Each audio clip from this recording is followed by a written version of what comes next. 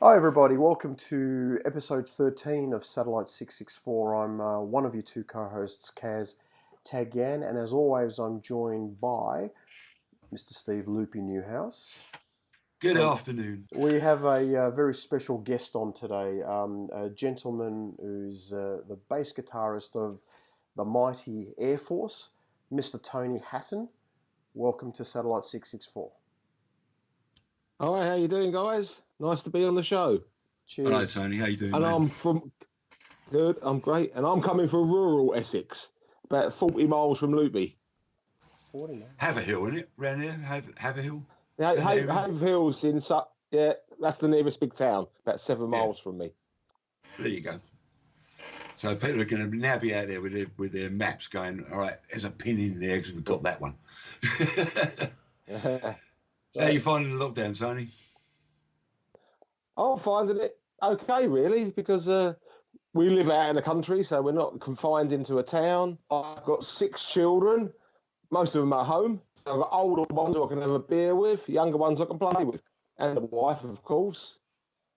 So Yeah, it's not as severe as it could be. No, that's true. That's true. 3 weeks down. And how many to go? Who knows? Yeah. Now, Tony, could you start off by telling us about your wonderful band Airforce? So you give us a history about Airforce and your links with Maiden, because there are quite a few links between Airforce and Iron Maiden. Yeah. Well, the first link is when we first started, which was 1986. We thought it was later because it's such a long time ago. But after me and Doug had a discussion, we got it to about 86. We can remember certain things. And anyway, so when Airforce came about, it was Chop and I were playing together in a band called EL34, which had just disbanded.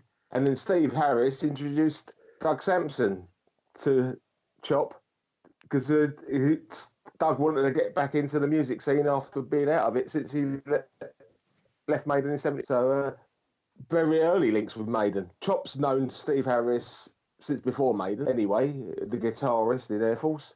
And then when we actually started, we already had an ex-Maiden member with us. You already had some connections with Iron Maiden even back in the early days, didn't you? Yeah, well, when you look back on history, say Steve was tell the name of the band again. Paul Di'Anno was playing with a guy called Mick Franklin in the band before he joined Maiden. And a couple of years after that, I ended up playing with Mick Franklin, not knowing he had any Paul Di'Anno connections at the time. And we just look back, and you look back, there's always little connections here and there everywhere. Was that still with Steve Kingsley on drums? I can't even remember who was drumming, quite honestly. Yeah. Steve, Tony, when was the first time you saw Iron Maiden? I believe it was the Ruskin Arms. Ruskin Arms. I mean, I was talking to a friend of mine a little while ago, and he was reminding me of a couple of shows we went to see when Doug was playing in Maiden, playing at Ruskin. Little did I know that I'd be playing with Airforce several years later. But Maiden were a good band, but we used to frequent the Ruskin Arms regularly. It was like before I was in a band, from about age of 18. That's when I would have seen Maiden around that era, 79, 78, 79. I was going there as a punter. Then we started playing there regularly as EL34 with Chop a couple of years in the very early 80s. And just last couple of days, there's a Facebook page called "We Went to the Ruskin." We all went to the Ruskin. People who went to the Ruskin Arms, and they wanted a few bits of history from me for that. So I've been talking to this, and someone's compiling a book as well. Well, a guy runs that page, I think. What were your recollections of the Iron Maiden Ruskin Arms gig that you went to? I went to more than one, and I can't remember how many, but that was just another good band. They stood out, they stood out. But there was quite a lot of bands we liked from that era, but they did stand out. But he didn't always go in and watch them as well. In the Ruskin Arms, there was a small middle bar, if anybody knows it, where the pool table was.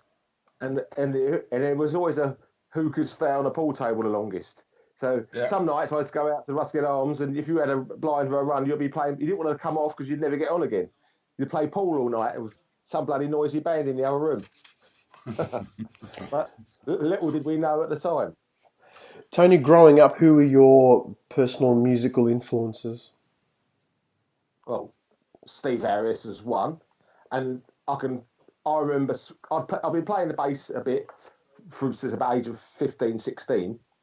And when I played with a pick, and when I first saw Steve Harris, or one of the very first times, and I saw him play, and I thought, that's going to be me. No more pick, fingers only. Nothing against bass players who play with a pick, but I just think playing with your fingers makes that instrument your own, a bit of virtuoso. It makes that unique. I'll just join in here. You saying that when Maiden were looking for a producer, we sent into a studio with Andy Scott from Sweet to be the producer for this particular track, and Andy turned around and said to Steve, "I think you get a better sound out of your bass if you use a plectrum." And Steve said to Vic Vella, our crew boss, "Vic, pack the gear away. We're going home." It's true story. Yeah, that's brilliant. There's actually Tony. There is quite a significant crossover between Air Force fans and Iron Maiden fans. There's a lot of Iron Maiden fans are Air Force fans, and that's simply because the two bands musically complement each other very much. To what extent is that due to, I guess, Doug Samson and Chop's involvement? Well, it's just that we grew up in the same era, so we was around, as we just talked about, going to the Ruskin Arms, saw Maiden. Chop was friends with Steve anyway, so they used to be together. So obviously all the similar influences. Chop, I think we're a bit more this round distinctive sound. We're not a copy of Maiden, but we just obviously drove same route, same area, same friends. It's going to be similarities. Well, plus, also going right and back even to the early days. Maiden members. Going back to the very early days when Maiden went on the road, started doing gigs at the Cart and Horses. Chop was the one that was lending Steve Harris's equipment. Yeah. So there's a connection that goes way, way back. Yeah. So what's to help them get started? Yeah. So Tony, what's Air Force up to now these days? What's in the pipeline? Well, we should have been halfway through an American tour by now. Today, it should have been in Kentucky. Bowling Green, Kentucky was the show for tonight at a place called the Pit Stop. Unfortunately, that's where we should have been, halfway or 3/4 of the way for an American tour. So that's not right. That's what would have been in other times, should we say? Yeah, look, and I'm sorry, go on. No, I'm just saying, and then there's a new album due out. It's all ready with the record company, but that's obviously held up again because of the times we're in. So we should be out playing, promoting that album. That's what we would, because we've got events planned through the year, but it's all a little bit up in here at the moment. Yeah, look, Tony, it's a segue into the main sort of topic of the show, the topic du jour, and that is the impact of the coronavirus pandemic on the music industry. And really, you're the perfect person to speak about this. Hence why you've kindly given us your time today. So, since we last spoke to you all, this crisis has significantly impacted all industries, but we're going to talk about the music industry tonight. And we're an Iron Maiden related show with a focus on Iron Maiden. As we speak, the following dates have been either postponed or cancelled. So Australia, New Zealand postponed, Japan cancelled, Manila, Philippines cancelled, Grasspop, Belgium cancelled, Download in the UK cancelled. The strong rumours that the Paris show cancelled, and by the time this comes out, it probably will be. Copenhagen, Denmark cancelled, and with more and more governments putting restrictions on public gatherings, or rather stepping them up, there's sure to be more cancellations coming up.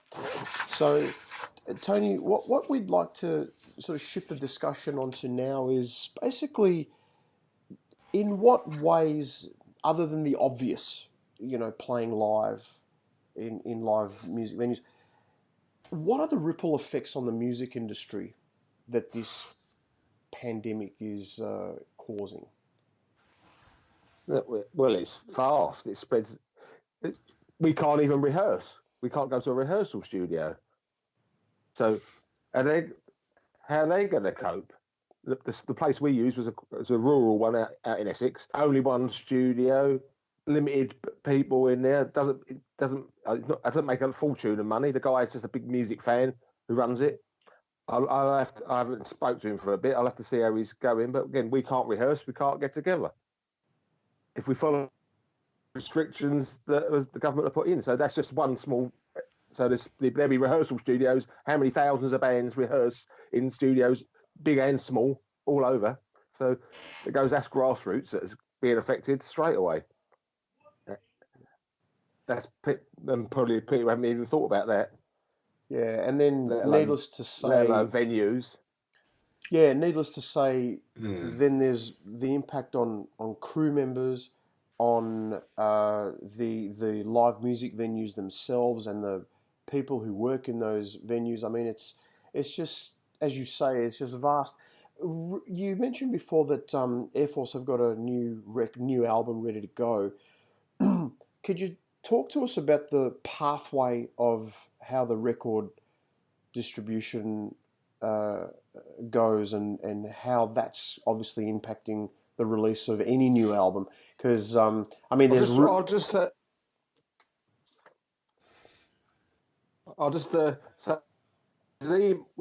we have an email because the new album is going to be released for a record company. We signed up, so and we was asking these questions obviously to the record company what they was going to do, because we was about ready to go. I've got my glasses on, so but I'm just going to read you a little bit of what they've said. There are factors that should be taken into consideration, but the biggest distributor of physical music, CD and vinyl, Amazon, has stopped accepting stock for any new releases. So that is a no-go releases. And it's not just Amazon. There's lots of all shops and distributors around the world. That's one little passage. So it's manufacturing. We can't manufacture CDs. You can't distribute them. We can't get them around the world. We can't promote. Some people have asked, could we just do it digital? But that's just a small part of it. To release a new album, a tour, live shows should go with it. So we've been urged strongly we'll wait, and it's the record company's control anyway. Everything's with them. It's all ready to go. I know a lot of people are getting impatient with it, but that's their take on it. So we're impatient and we're frustrated by it. That's the album cover, by the way. Anybody wants to look at it? That's going to be coming out, and it should have been out by now. Should have been out a month ago, but it's all been definitely on hold at the moment. We'll be talking to them again soon. So as well as live shows, we can't even release a record. So there's no set time frame for releasing the new album at the moment? Well, this is a couple of weeks old, so we will have to discuss again, because it's a fluid situation. Things are changing, rules are changing. Different countries as well do different things. This would be a worldwide release, so you can't. We can release it in Denmark, but we can't release it. America's the big market, and no one can go there. I don't think they're taking post coming out of them. Nothing can be posted out of America at the moment. But again, things change all the time. That's what they mentioned in the email. But so two things have settled down, and I think it needs to run a little bit further, this situation, before anybody can make any sort of proper plans. Is a band like Airforce, in fact, are you guys looking at any optimizing your income stream in alternative ways, sort of non-conventional ways at the moment? Well, we are looking at different options, but it's still days into this pandemic. 3 months ago, no one had ever heard of COVID. I was talking to my son. His birthday was middle of January, and he can't remember it being a virus. They were out partying. He was obviously aware of it before that. But 4 months ago, the world had never heard of it anyway. And we're only 3 weeks into a lockdown, so it's a little bit hard getting some plans, starting to put things together. You don't want to make too bigger plans, like in 2 months' time we're going to do this big online thing, and the world's opened up again. So it's a very difficult situation to plan in at the moment. You just keep an eye on it, don't you? How important or significant is selling merchandise, especially at a time like this, to supplement your income stream? Well, it's important to sell merchandise all the time, but it'll be the only income stream we have at the moment. It's merchandise. It's stuff that was already there. If it's produced, you can do it, and you have it. But I don't know. Well, I haven't tried to restock too much lately. So that's my next thing: is are people printing T-shirts? Are people, well, only thing we have drumskins, drumsticks. So I've got the Doug signs engraved with his name on. I've got all these things we've run low on, and I'm going to just start seeing if we can get them distributed. Yeah. Tony, I don't know if I can restock. How quickly can the record companies and the pressing plants and the distributors spring back into action when given the green light? I mean, is that an overnight thing, or is that going to take time?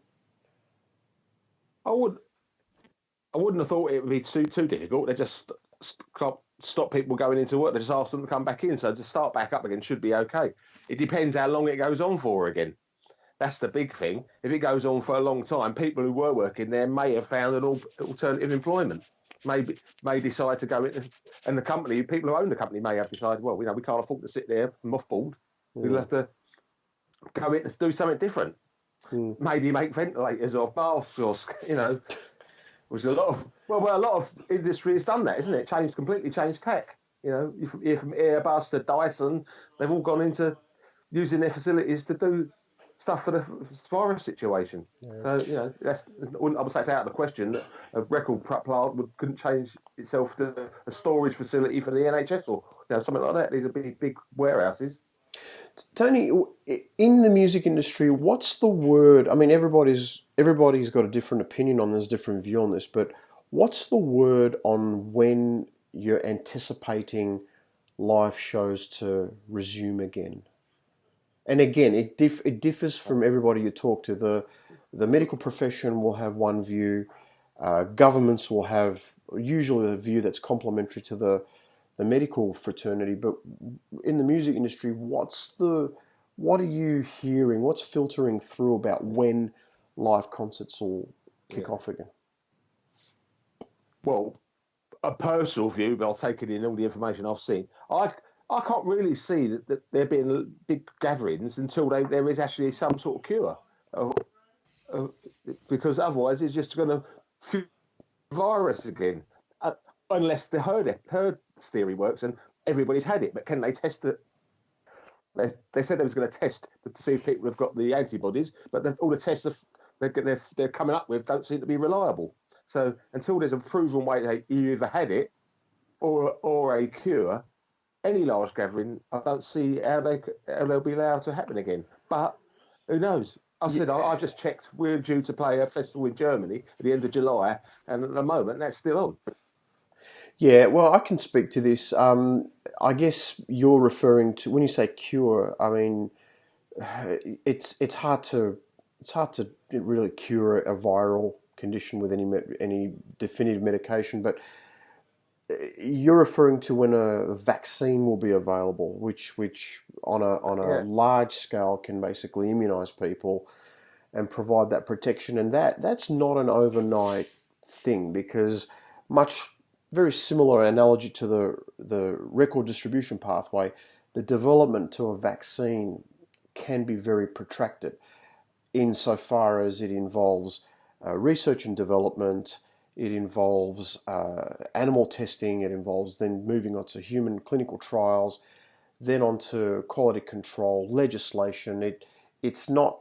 It really can take up to 18 months for it to really come to fruition. And the experts will tell you that we're not really anticipating a vaccine to be available, on a large scale until probably mid next year. Mid to possibly late 2021. I mean, the race is on, but the important thing is not to cut corners with safety and quality control. So I think they will take their time, but there will be a vaccine sometime next year, from mid next year and onwards. And there's lots of groups around the world working on it and working quite quickly on it, on developing a vaccine. One thing I wanted to bring up is one of the American public health officials, a respected physician, Dr. Zeke Emanuel, has actually proposed that there won't be any live performances, or certainly large gatherings and live concerts, till about the North American or the Northern Hemisphere autumn of 2021. So we're talking September, October 2021. And that opens up a whole lot of other factors. When we do get going, will people actually be comfortable coming back into large gatherings? That's one thing. Will people with chronic medical problems or compromised immune systems be comfortable coming and joining large gatherings again? So there's all those issues as well. I think that all comes back to having some sort of treatment for this disease, whether it's gone away or there's, as you said, what do we call it, vaccine, or maybe some existing stuff that can suppress the virus, that just makes it just they are following the path of existing medicines, having some effect on it that are already licensed. So isn't there a tuberculosis drug that they're looking at? It's a tuberculosis vaccine. It's a tuberculosis vaccine which is hypothesized to increase immunity against COVID-19. I mean, that's in the works. That there's nothing sort of established yet, but it's promising. Yep, lots of that. It's a war footing at the moment. Usually on a war footing, progress seems to be a lot faster. But until there's something that can suppress, make the disease not as deadly, I just don't think people will be gathering. And the American view of autumn next year was, I think that's possibly a bit severe, but it could be. It could be. I would say that's probably worst case. I mean, I would have said more like the end of this year, beginning of next year. But again, it could be. It depends on a lot of things. Yeah. Vaccine, some sort of drug to make the disease not as deadly. Find it out, because a lot of people are immune anyway, or have a good deal of immunity. It's only a small fraction of the population that gets severely affected. So there could be a breakthrough, anywhere along the way. We live in hope. Let's be a bit positive. Tony, in your opinion, do you think we'll just, with a flick of a switch, we'll go back to, the larger, so the bands will go back to playing the large venues again? Or do you think there'll be a gradual return? It may take a while. Well, people have, there's not so many people doing go to live events anyway. I mean, there's always been a big fight to keep music live going on, prior to any of this virus stuff. So it's been an up battle anyway. The bigger bands were filling places, but getting smaller bands to get a following and people to go out live, it was becoming difficult anyway, because of social media. Is everybody can watch YouTube, watch their favourite band at the flick of a switch. So to get people out, so this could have a devastating effect. So many more people will get so used to sitting in. I want to watch an AC/DC concert. Flip on YouTube, put it through my smart TV, my great big surround sound system, in the comfort of your own home. But do you think it will be? Do you think bands like Iron Maiden, the really big acts, like Maiden, do you think they will be forced to play smaller venues initially? So, for example, would they do 4 or 5 nights at Brixton or Hammersmith before sort of going back to the O2s and places like that again? Or do you think we will go straight to big shows when we're ready? I think the big bands can still do the big shows because people with the Iron Maiden fans would be gagging to see them. So they'll there's just be a crossover point. Someone like Iron Maiden or any of the big bands, they'll always have an audience, and as soon as they ever put a show on, there'll be people, especially after if there's a prolonged period of no live music. I think it'll go straight back to a big event. I agree with you I don't entirely. think they would. Loopy, what's your opinion on that? I mean, yeah, I can understand what Tony's saying about like, the bigger bands going straight back to playing the bigger venues because, I was going to say the interest, but it's not the interest. It's the weight. Maiden are meant to be out on tour as of 2 weeks' time, and that's now been taken away from the fans. But the fans still want to see that show, and I did find interesting going through the tour dates. I've noticed that Australia and New Zealand have been postponed, whereas the Philippines, Japan, Donington obviously, but Grasspop, Denmark have all been cancelled. So it looks like they still want to take the Legacy show back to Australia and New Zealand. And again, the fans down there are crying out to see Maiden. So the fact that they've just been postponed, push it back to when it's safe. Yeah, the question I suppose is, will governments mandate that live acts start in the smaller venues, and once we've really squashed this pandemic, then is it safe to go back to the larger venues? I guess that's the whole question. And this has been something that's been brought up by the medical experts, that we may not be able to go back to the download festival with, 60, 70,000 people straight away. It might have to be a gradual escalation from the smaller venues to the larger venues. That's certainly been proposed by several sort of public health issues, which is why I was particularly interested, Tony, to see what you sort of had heard about that. I haven't heard too much, but the way I see it, probably because when they get out of lockdown, it'll be a gradual.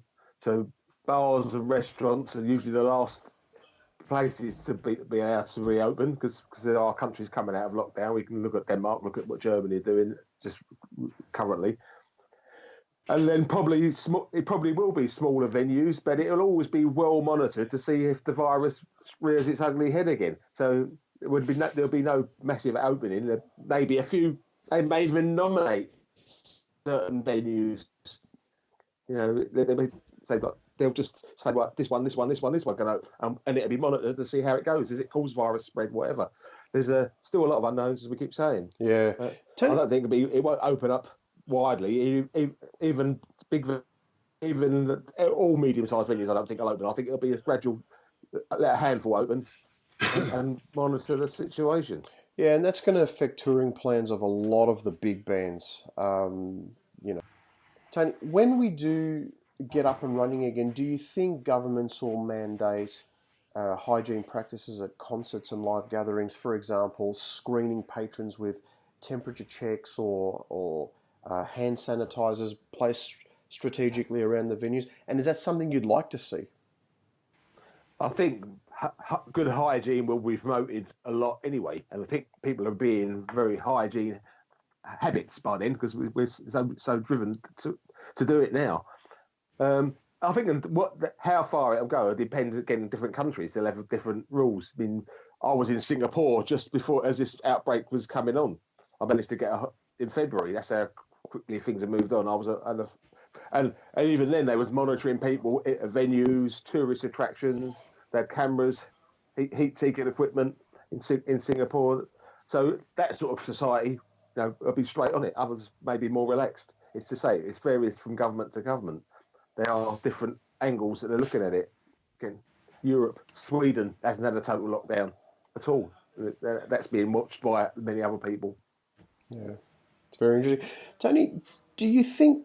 I mean, you're a businessman as well. Do you think after we come out of this, the way the shape the global economy is going to be in, do you think it'll be able to support the live music industry? Because I mean, there's some ghastly figures that are being sort of predicted by economists worldwide, and not armchair economists, very respected economists, about so 10% unemployment here in Australia, up to 30% in the United States. I mean, that's the frightening one. The world's biggest economy. I heard the numbers with the UK were quite significant as well. Loopy, what was that number you were saying? That they anticipate it's going to be 3.5 million. 3.5 million unemployed. So with that, in that climate, are we going to be able to support the live music industry? So, for example, and also too, with the climate of hyperinflation and recession, a concert ticket that might cost £100 now might cost £150, £200. Do you think that would obviously make people kind of reconsider going to see bands like Iron Maiden? People consider it all the time anyway, because it's a big chunk of money a lot of the times now to go and see the big shows. But I don't know, but the economists tend to me, in my view, be pessimistic. I think usually the people are much more resilient. If this goes on for a long, long time in severe lockdown, I could see possibly be right, but it just depends how long it goes on for. Surprising how people do bounce back, even in some of the recessions we've had in recent years. I've been through a few. It's never quite as bad as people. They always like to see the worst side of it. I like to see the glass half full rather than half empty. And a lot of people do seem to be that way. People are resilient and they find ways to do things they want to do as well. I prefer a bigger glass. Entertain. It's half empty at the moment. It's orange juice. No, we can always fill it up. In the day. We can always fill it up. Early in the day for beer. Early in the day for beer. Yeah. I'm just leaning my phone on one for now. So I'm looking at it enviously, but have it later. Yeah. Yeah, look, I think it's important to remain positive. It's important to remain optimistic. And I think the media, the mainstream media, do really get off on this almost sadistic scaremongering and fear campaign. And, I mean, there's a lot of people losing hope over this. It's important to realise that in many parts of the world, we are well and truly on the way to flattening the curve, to even squashing the curve in some places. Some countries are, in fact, open for business and ready to go. And for all the bad predictions that they make, there's also a lot of positive predictions that when the economy does sort of go into recession, after that, it is going to bounce back very, very quickly and very well. So it's important to, I guess, keep that in mind and be hopeful of that. Yep. Most of the time, the news is negative because it's sensationalism. So they like to, and most of that is negativity. There is some positivity in news, but generally, you put most news channels on, it's about how many people have died. If it's a war, car crash, train wreck. It's not, there's 98 million people who had a great day. You never see that on the news.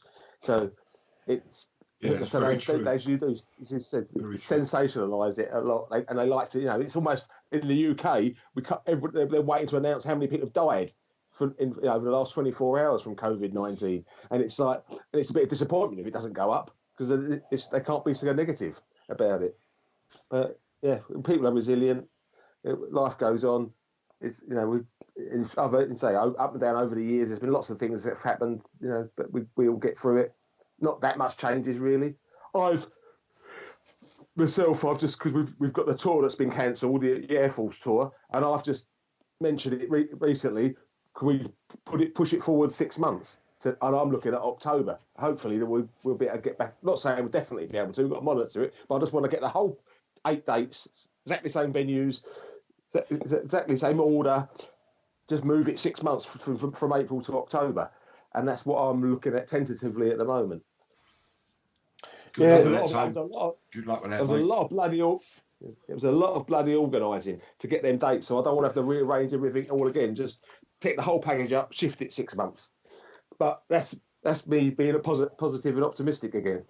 I looked at it, say not 2-3 months. No, that's maybe pushed because people were saying different dates, and I've just looked at sensibly 6 months time might work. We might have to move that another 6 months as we get nearer that date, but. I'm looking at it 6 months ahead. That hopefully a lot of things will be back to some sort of normality. Never been.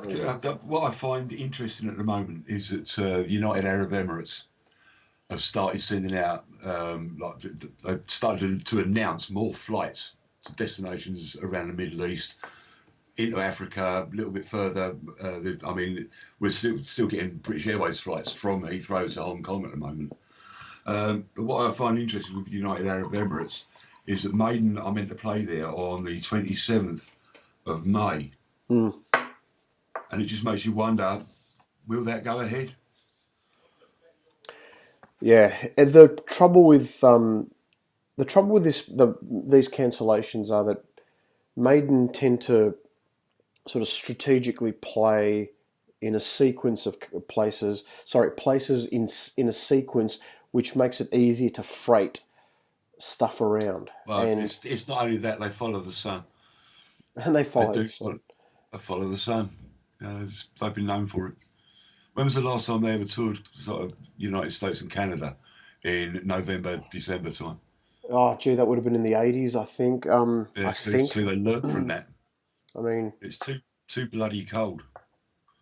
That's why they come over here, like sometime between sort of May and August, September time, because the weather's decent. Yeah, I think World Slavery Somewhere in Time tour. It was they were sort of US Canada winter tours. But yeah, as you said, certainly since the post-reunion era, certainly since Bruce and Adrian have come back, the tours have always been during summer, during sort of hot, warm weather. Everybody's getting older. I don't like that cold in the bones anymore. It's true. Yeah, it's one of the first. I sit here most days. I mean, at the moment it's sort of mid April. And I sit here most days with a sweatshirt on because it's still bloody cold. Yeah, the sun's shining. Funny you mention that. Funny you mention that. One of the first times I ever saw Maiden, I remember it was freezing. It was really cold, and that's sort of unthinkable now. So times have changed. When you're working for a band, I mean, Tony will back this up. When you're in a band or working for a band, it doesn't matter where you go, what time of year it is. You go out there and you do it, whether it's freezing cold, 10 inches of snow, it doesn't matter. You go out and you do it. But the older we get, as Tony just said, you do feel it. Yeah, you don't want to be out there. That's the same as when we played an American tour. That's why I've gone. Another reason I'm going to 6 month increments. I don't want to be out there in America, North America. So some places in North America are bloody freezing. You cold like it. Through the winter. Also, the alternative is there. It's absolutely boiling hot in the summer. So spring and autumn. Gets too hot, yeah, absolutely. Yeah, they're the two times I look at for touring over in North America. So it's April, May, October, September, October. I don't really want to be there midwinter or midsummer. If your 6 month theory works out, then it's ideal. Yeah. So that's it. I've just shifted it 6 months, and the next. If that doesn't work, it'll be till next April. 6 months after that, hopefully not. Yeah. Hopefully it's not going to be as far as that. As coming back to the Maiden shows, the ones that are still on, I just can't. It's difficult to see them just doing the odd willy-nilly show if certain places are allowed. It can't be that haphazard. They might do it just to sort of cross them off the list, so they don't have to think about it next time. That's the only thing I can think of. Yeah. Look, again. It's just, Sorry, it's changing every day, and by the time this episode comes out, the number of cancellations and postponements might even be more greater than what we're discussing now. So, and as I said, since we've done the last couple of episodes, when we did the a couple of weeks ago, or a couple of episodes ago, I mean, there were no postponements or cancellations. Now there's how many do we count before? 7, 8, 9. So and growing. And it also will be interesting to see how quickly the airline industry and the travel industry bounces back as well, because of all the industries, the aviation and travel industries have copped a significant blow to their sort of operations. I mean, here in Australia, we have two major airlines, and there's already talk of one of them completely collapsing. And if you extrapolate that to different countries, I mean, that's going to mean? Less competition, higher airfares, less people travelling. Again, we hope not. We want to keep it positive. But what's unique about this crisis, there's so many unknowns that none of us have really ever had to grapple with, ever. Yeah. I think that's happening. That's so for governments as well. It's only been with us a short while. No one's had to deal with this, at all levels. So it's sort of suck it and see, I think, for a little while longer yet. Tony, what are you guys in Airforce doing at the moment to connect with your bands? Connect with your fans. I mean, some musicians are sort of recording videos and posting them on Instagram and Facebook, sort of discussing how they wrote a song or how they came up with a lick. How are you guys keeping that fire burning with the fans, so to speak? Well, keep me in touch on social media. We have a new video because that was the footage was used, live footage that had been shot some time ago. We done some studio footage still before the pandemic. We had a draft version of it which we weren't happy with. We just got a new version last night actually of the new for the new song called "Die for You." That's going to be on the new album. So we hope to have a new video out in the next few weeks. So Fantastic. that will be back in touch, and we do have a lot of there's a lot of stuff pre-recorded that we can punt around a bit. A few shows. There's the live in we have another record actually in the can, recorded live in Poland last year. It's all been done. It's all ready to go, packaged. It'll come out after the studio album. Tony, have you guys spoken about maybe live streaming some events or performances, and maybe sort of doing that behind a paywall as an income revenue? Yeah. Even to do that, you've got to get the band together. Yeah. So it's how do you do that at distance? Yeah. You can get it. It's not impossible because I thought it through. We could go into the rehearsal studio where we do go. It's quiet and rural anyway, so I'm sure. And then we could go in one at a time, make sure we're spaced out. So in distance terms, not spaced out in any other way. But either way. But the other bit that we could do that. Our singer is Portuguese. He resides in Portugal. So until the travel restrictions are lifted, that puts paid to that. We can't really have him singing on FaceTime. I don't think we'd synchronise it quite well enough. But so we have that added difficulty of having one band member located in a different country. Wow. And Lino is a police officer by profession as well. So his services are rather required at this busy time. Great. Well, it's a unique situation for Airforce, for the music industry, for music fans, for all of us really. There's no sector of society that's unaffected by this. Everybody's feeling it. Everybody's, I guess, operating at the moment in a climate of uncertainty, and that's what makes it very, very hard. Look, let's finish off on a positive note. Is there anything you want to talk to us about the new album? Is there anything you want to tell us about the new album, Tony? I know you can't give too much away, but is there any? How's it going to differ from past albums as far as production and style? Well, no, it'd be pretty. It was hard to say. It was produced by Pete Franklin, our engineer, who's out of Chariot fame. And then again, he was in a band called Dirty Deeds, toured with Maiden. Pete Chariot, Mick Franklin's brother, who we spoke Mick about earlier in the programme, who's where Paul Di'Anno come from. Just a few more Maiden one big happy family. Yeah. And even on. So yeah, the album will be. A few people have had preview tracks, including yourself, Kay. You could make a comment on that.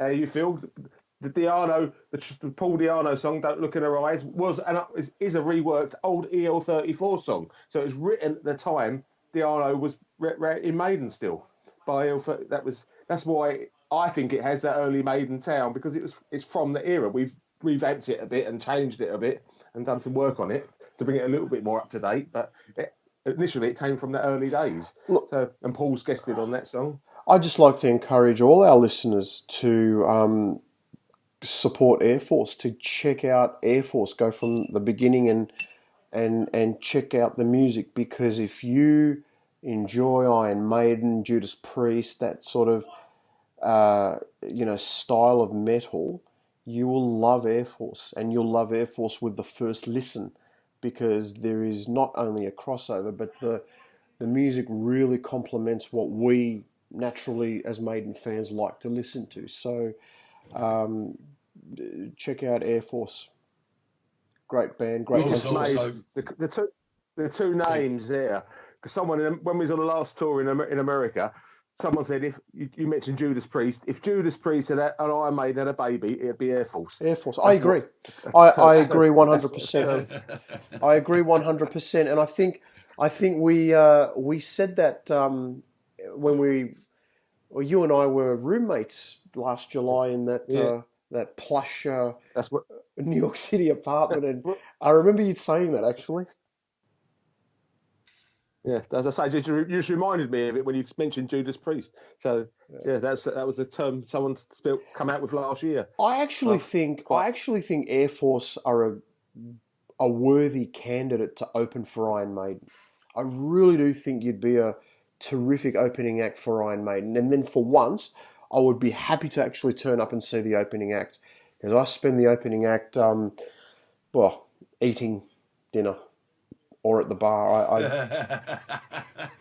I've always said the last good, decent opening act Iron Maiden had was probably, I'm struggling, probably 1985, Queensryche or something like that. But I said Airforce would be truly worthy as an opening act for Maiden. That's my say. Thanks very much. We'd like to get there. British Lion may be a possibility. Chop has been talking to Steve. So have I. Yeah, so Steve, so that's more of a likely moment, but you never know. Well, you got to start from just before what we do go. I just wanted to mention, I'm broadcasting live from my home pub, which was inspired by Steve Harris when I visited his house in the 80s when we first started with Airforce. That's brilliant. That is brilliant. This room we've got was inspired by Steve Harris. That is brilliant. Tony, look, horses and cart. Horses and cart. Tony, look, this has been a really interesting and quite insightful chat about quite a heavy topic. And again, in these uncertain times, we thought that it was timely to make an episode like this, and also to chat to someone who really is at the coalface of it all, and get some insights. And you've certainly done that. And I think the overall impression and sentiment that we're finishing off the show with is one of positivity, that things inevitably will go back to normal. We will go back to our normal lives. Normal's a big word. Things will get better. Getting back to normal, I think it's going to take a lot longer. Yeah. So I agree with Loopy. There was people always get over things, but there may be a significant change because of that. Things will be done somewhat differently or whatever. But things will get better. Maybe not back as we knew it. I think we'll go back to what is so-called a new normal.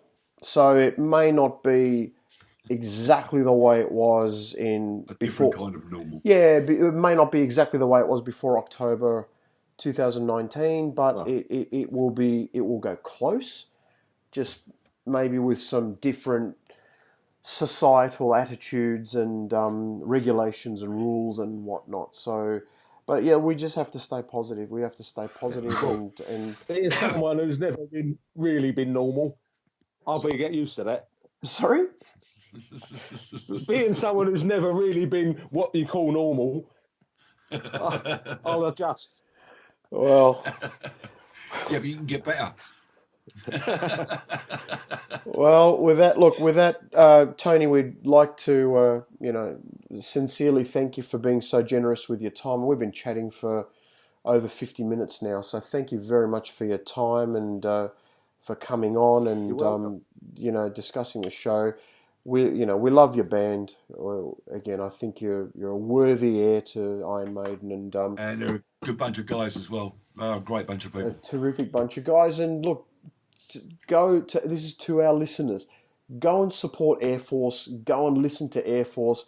If you love Priest, if you love Maiden, you will love Air Force. They're a solid band. So, thanks, Tony. Thank you very much, mate. Cheers, Tony. We'd love to have you on again, mate, at some point. All right. Yeah, we'll get you back soon. Anytime. All right. Cheers, mate. Cheers. Thank you very much. See ya. Take care. Bye.